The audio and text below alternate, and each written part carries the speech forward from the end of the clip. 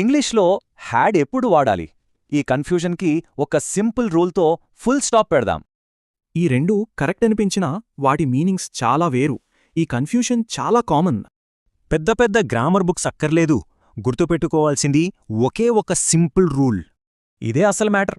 పాస్ట్లో 2 పనులు జరిగితే ఫస్ట్ జరిగిన దానికి హ్యాడ్ వస్తుంది. Formula simple.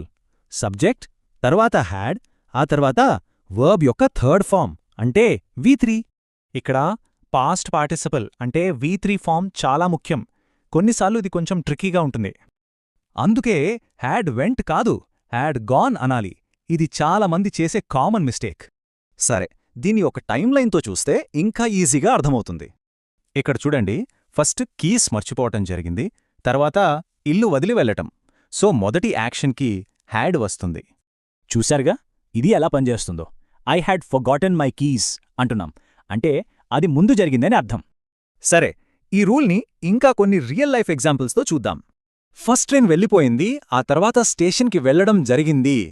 హ్యాడ్ లెఫ్ట్ అనడం వల్ల ఆర్డర్ క్లియర్గా ఉంది. హన్నా కిచెన్లోకి వచ్చే ముందే పై తినేశారు.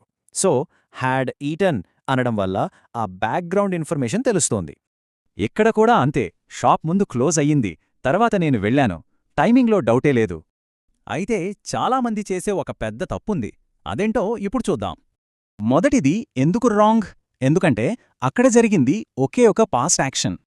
అంటే ఈ ఫస్ట్ హ్యాడ్ రూల్ వాడాలంటే పాస్ట్లో ఎన్ని యాక్షన్స్ జరగాలి? 2. కరెక్ట్. రెండో పాస్ట్ ఈవెంట్ లేకపోతే హ్యాడ్ అవసరమే లేదు. సింపుల్. ఈ ఒక్క రూల్ తెలిస్తే చాలు. స్టోరీ టెల్లింగ్లో ఇదొక సూపర్ పవర్ లాంటిది. దీనివల్ల మనం చెప్పే కథలు చాలా క్లియర్గా, న్యాచురల్గా, ఇంకా ప్రొఫెషనల్గా ఉంటాయి. సో గుర్తుంచుకోవాల్సింది ఒక్కటే. పాస్ట్లో జరిగిన 2 పనుల్లో మొదటిదానికి ఎప్పుడూ హ్యాడ్ వస్తుంది. మరి ఈ సింపుల్ ట్రిక్తో ఇకపై పాస్ట్ ఈవెంట్స్ని కాన్ఫిడెంట్గా చెప్పొచ్చు. మరి ఈ రూల్తో చెప్పబోయే కథలేంటి?